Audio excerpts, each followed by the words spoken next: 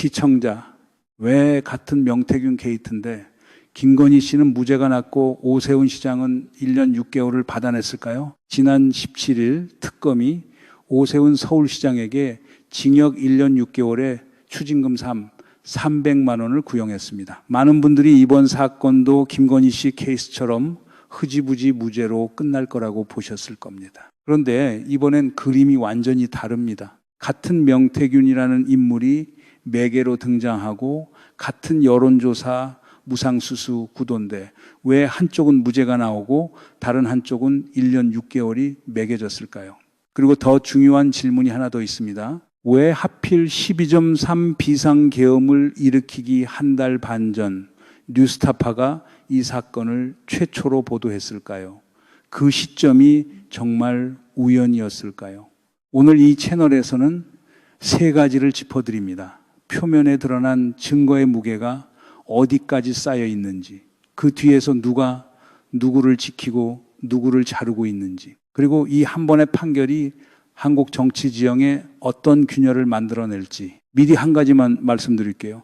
녹취 파일이 단순한 한 통이 아닙니다. 2024년 9월 10일에 한 통, 그리고 10월 14일에 또 한 통. 이 두 통 사이의 톤이 완전히 달라지거든요. 그 톤 차이 하나가 오세훈 측의 진실을 거의 다 말해줍니다. 300만 원이라는 숫자. 작아 보이지만 호미로 막을 때를 가래로 막아야 하는 사태가 어떻게 시작되는지 그 입구가 바로 이 숫자입니다. 이건 단순한 정치자금법 위반 사건이 아닙니다. 명태균이라는 한 컨설턴트를 매개로 어떤 정치 세력이 어떤 정치인을 만들어내고 또 누구를 살리고 누구를 자르기로 결정해 왔는지 그 라인업의 일부가 처음으로 법정 검증대에 올라가는 사건이에요. 흥미로운 건 이번 1년 6개월 구형 소식을 다루는 보수 주류 매체들의 톤입니다. 김건희 씨 무죄 판결 때는 일면 톱으로 올렸던 매체들이 오세훈 시장 1년 6개월 구형은 한 단 처리하고 슬쩍 넘어갑니다. 같은 매체 맞나 싶을 정도로 온도가 달라요. 주류 보도만 보고 있으면 이 그림은 절대 보이지 않습니다. 그래서 오늘 이 영상이 끝날 때까지 세 층을 함께 내려가 보시려고 합니다. 첫 번째 표면, 녹취 파일과 입금 내역이 무엇을 가리키고 있는지. 두 번째, 동기, 왜 오세훈은 잡혔고 홍준표는 미끄러져 나갔는지, 그 선택의 작동 원리가 어디에 있는지. 세 번째, 결과, 이 판결이 국민의힘 내부에서 이미 시작된 균열을 어디까지 깊게 만들어낼지. 오세훈 시장 본인이 변호사 출신이라는 디테일도 이번 사건의 묘한 지점입니다. 본인이 가장 잘 아는 법률 위반 혐의로 본인이 가장 잘 아는 분야에 1년 6개월을 받아내신 거니까요. 자, 먼저 한 가지부터 짚고 가겠습니다.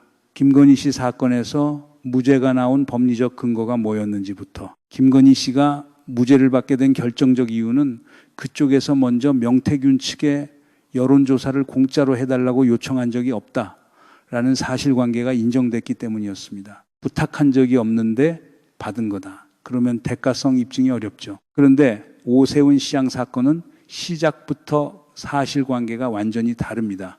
김영선 전 의원이 법정에서 직접 증언을 했습니다. 본인이 명태균을 오세훈 시장에게 직접 소개시켜줬다고. 그리고 오세훈 시장 쪽에서 여론조사를 달라고 부탁했다는 것도 법정에서 진술이 나왔어요. 거기에 더해서 스폰서로 알려진 김한정 회장의 진술, 강혜경 씨의 진술이 같은 방향을 가리킵니다. 세 사람의 증언이 한 점에서 만나고 있는 구도예요. 같은 명태균 게이트라는 단어 안에서도 케이스마다 법리가 완전히 다르게 작동하고 있는 겁니다. 이게 우연히 그렇게 나뉜 게 아니에요. 증거 구조가 처음부터 달랐던 거죠. 여기서 이 사건의 가장 중요한 물증으로 들어가 보겠습니다. 두 통의 녹취 파일입니다. 먼저 2024년 9월 10일 녹취, 김한정 회장이 강혜경 씨와 통화한 내용입니다. 이 시점이 결정적이에요. 이때는 뉴스토마토 보도에서 오세훈이라는 이름이 아직 등장하지 않았던 때입니다. 김한정 회장 입장에서 거짓말을 만들 동기가 없던 시점이에요. 그 시점에 무슨 얘기를 했냐? 명태균이 오세훈 시장에게 이런 말을 전했다는 내용이 나옵니다. 이번 서울시장 선거에는 나오지 말고 대통령 선거가 다음에 있을 때 만들어주겠다라는 취지의 말. 그리고 그 말을 듣고 오세훈 시장이 어떻게 반응했냐. 김한정 회장의 표현을 그대로 옮기면 오세훈이 벌써 몸딱 도사렸다는 겁니다. 이 도사린다는 표현, 자기가 직접 만나기는 부담스러우니까 다른 사람을 앞세우고 본인은 한 발 빼고 숨는다는 뜻이거든요. 김한정 회장의 표현에 따르면 본인이 그래서 오세훈 대신 명태균을 만나러 갔다는 겁니다. 자, 이 9월 10일 녹취가 정말 무거운 이유는 시점입니다. 오세훈이라는 이름이 아직 보도되지 않았을 때 김한정 회장이 자발적으로 이런 구체적인 이야기를 했어요. 그런데 한 달 뒤 10월 14일 녹취로 가면 톤이 완전히 달라집니다. 이때는 명태균 게이트가 전국적으로 터지고 있을 때예요. 김한정 회장이 갑자기 묻지도 않은 강혜경 씨에게 이렇게 얘기합니다. 자기는 자발적으로 여론조사 비용을 낸 거다. 자기가 보려고 한 거다. 묻지도 않았는데 먼저 답하기 시작해요. 묻지도 않았는데 먼저 답한다. 이게 거짓말의 가장 확실한 표지 중 하나입니다. 이제 돈의 흐름으로 가보겠습니다. 강혜경 씨 계좌에 김한정 회장 이름으로 분할 입금된 내역이 확인됐어요. 합쳐서 300만 원. 2021년 서울시장 보궐선거 시기에 들어간 돈입니다. 여기서 패턴이 중요해요.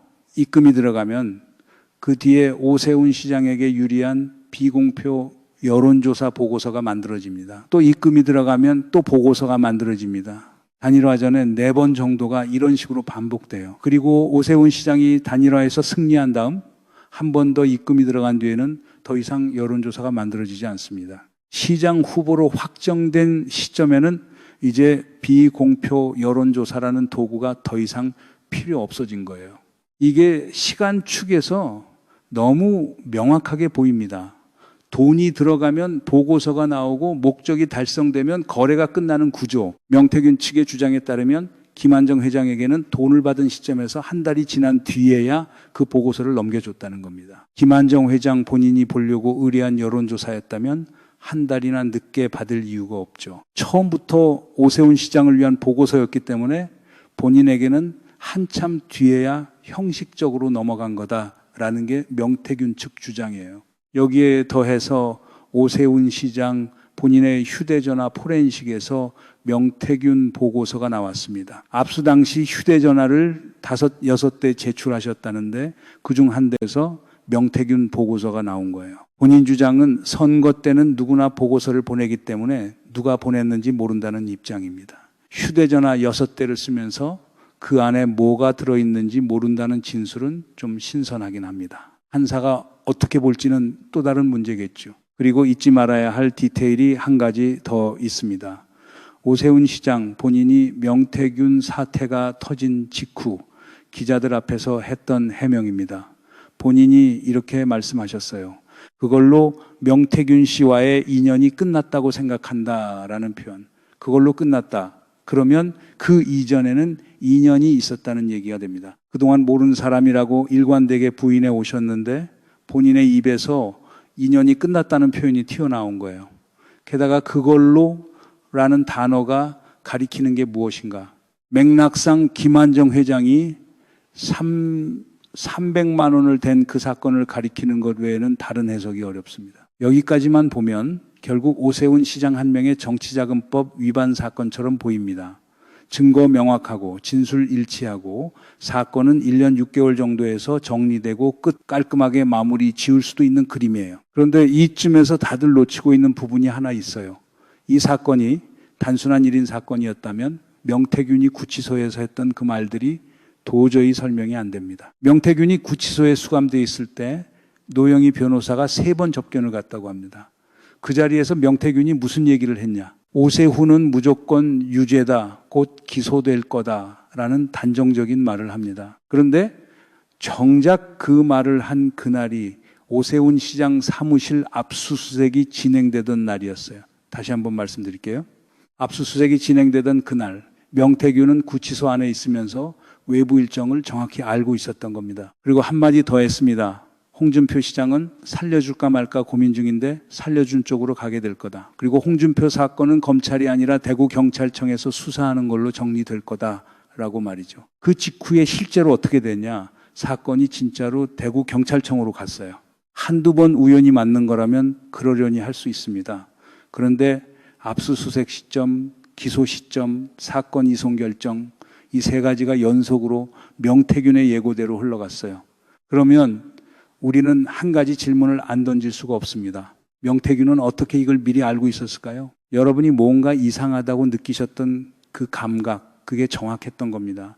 검찰과 명태균 사이에서 무엇인가가 움직였다는 의혹은 단순한 추측이 아닙니다. 다만 이게 어디서 어떻게 어느 라인을 통해 작동했는지는 잠시 뒤에 다시 들여다보겠습니다. 문제는 여기서부터입니다. 오세훈 시장이 이 사건에 대해 일관되게 펴고 있는 프레임이 있어요. 정치 특검의 정치적 조작 기소다라는 주장입니다. 여기서 한 가지 사실관계를 정확하게 짚고 가야 합니다. 이 사건의 수사가 실제로 시작된 시점이 언제냐? 12.3 비상계엄 직후 윤석열 정권 시절 창원지검에서 시작됐어요. 즉 지금 특검이 시작한 수사가 아니라 오세훈 시장 본인 진영의 검찰이 본인을 향한 수사를 먼저 열어둔 사건입니다. 그러면 이 프레임에 한 가지 모순이 생깁니다. 자기 진영의 검찰이 본인을 수사한 결과를 오늘에 와서 정치 조작이라고 부르신다면 그 논리는 어디로 흘러가는 걸까요?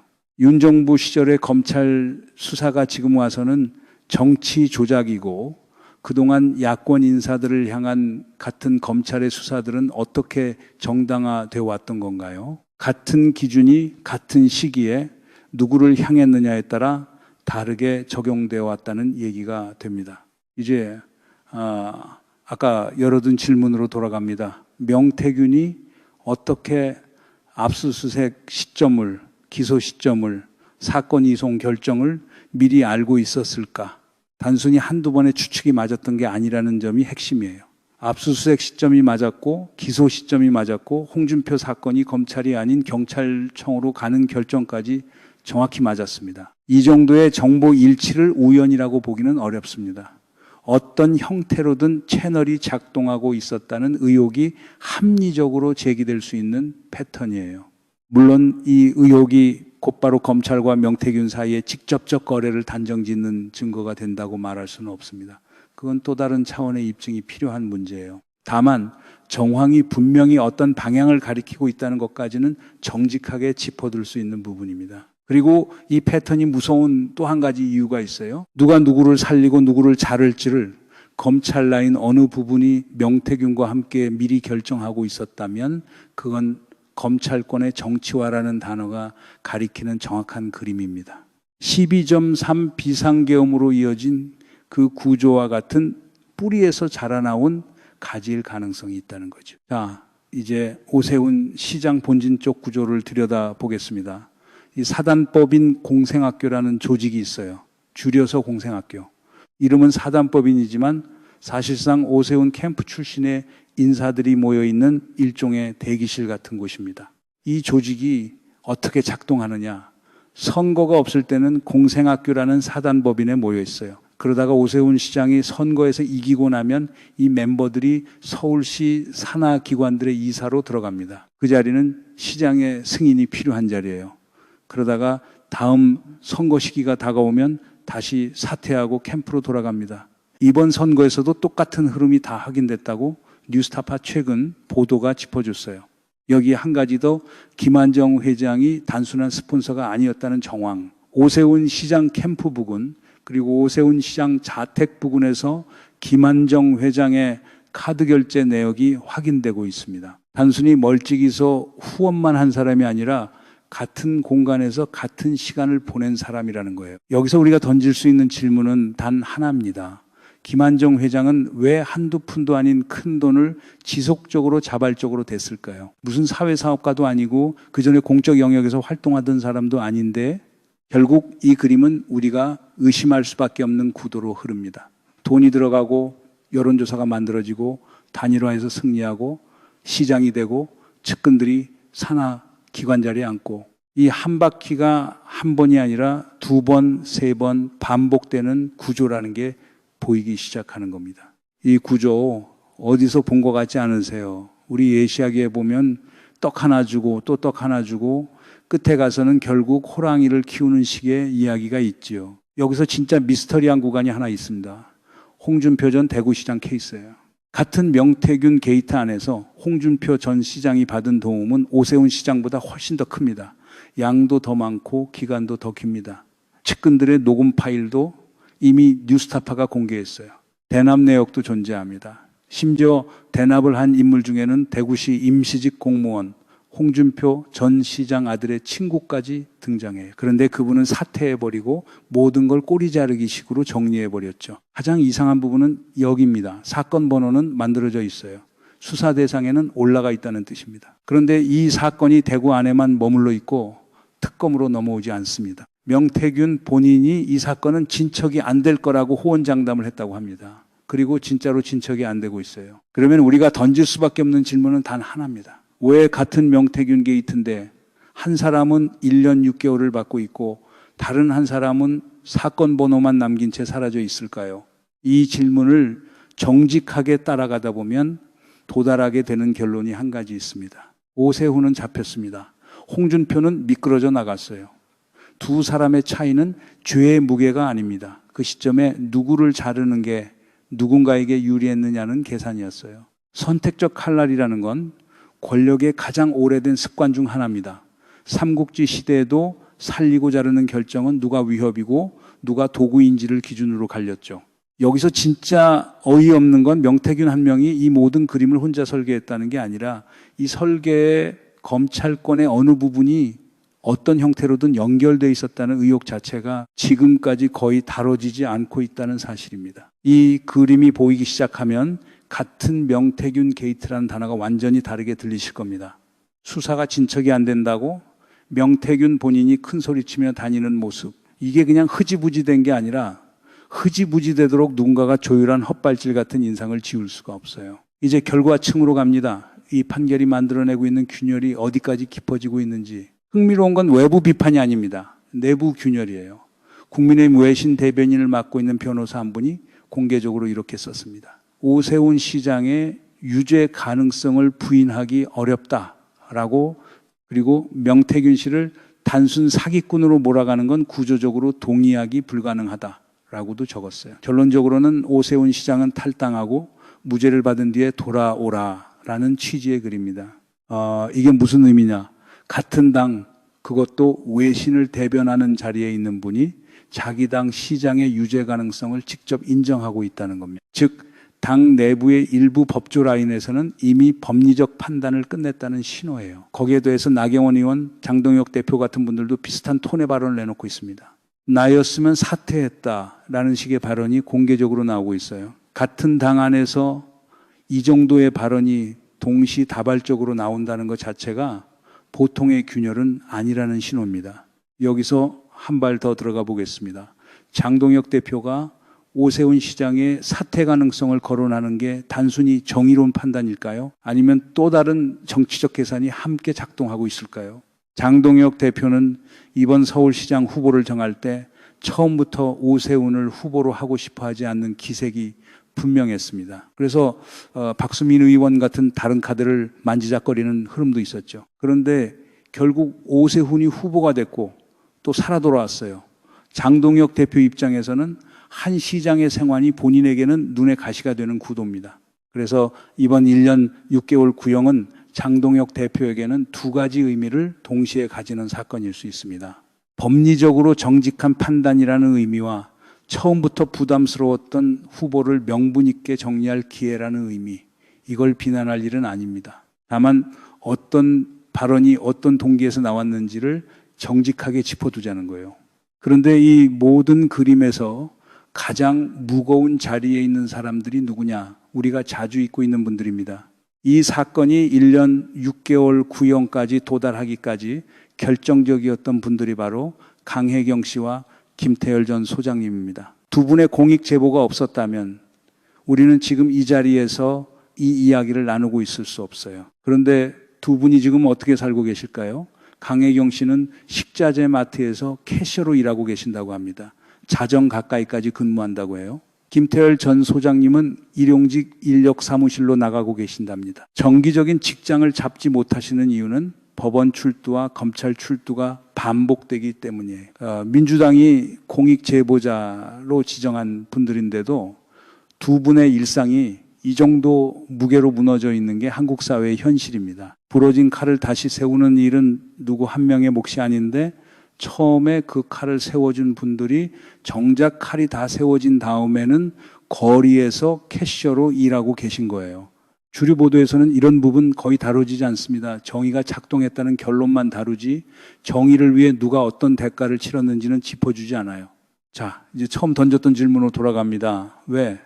같은 명태균 게이트인데 김건희 씨는 무죄가 났고 오세훈 시장은 1년 6개월을 받아냈을까? 답은 이렇습니다. 김건희 씨 사건에는 그쪽에서 먼저 요청한 적이 없다라는 사실관계가 작동했어요. 그래서 무죄법리가 성립할 수 있었습니다. 그런데 오세훈 시장 사건에는 그 법리가 작동할 수 없는 증거 구조가 처음부터 쌓여 있었던 겁니다. 김한정 회장의 녹취 2통, 김영선 전 의원의 법정 증언, 입금과 여론조사와 단일화로 이어지는 시간축의 일치, 그리고 오세훈 시장 본인의 휴대전화에서 나온 명태균 보고서, 이걸 다 부정하려면 진실의 기준 자체를 무너뜨려야 해요.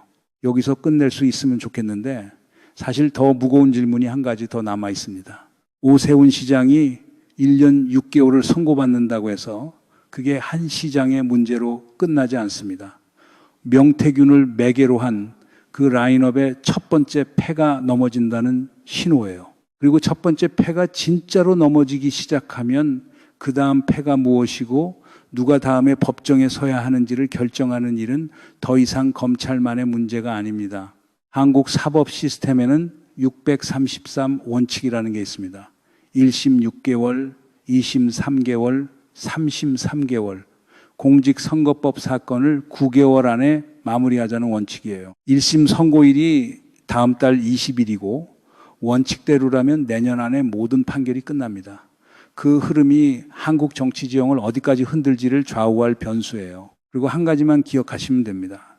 12.3 비상계엄을 일으키기 한 달 반 전 뉴스타파가 이 사건을 최초로 보도했어요. 그 보도가 그 시점에 그렇게 나왔다는 사실, 결코 우연이 아닙니다. 이 사건은 다음 달 20일 1심 선고를 기점으로 완전히 새로운 국면에 들어갑니다. 그날까지 흐름을 함께 따라가 보실 분들은 영상 옆에 작은 표시 하나 남겨두시면 됩니다. 여러분들이 이 사안을 어떻게 생각하십니까? 여러분들의 견해를 댓글로 많이 남겨주시기 바랍니다. 감사합니다.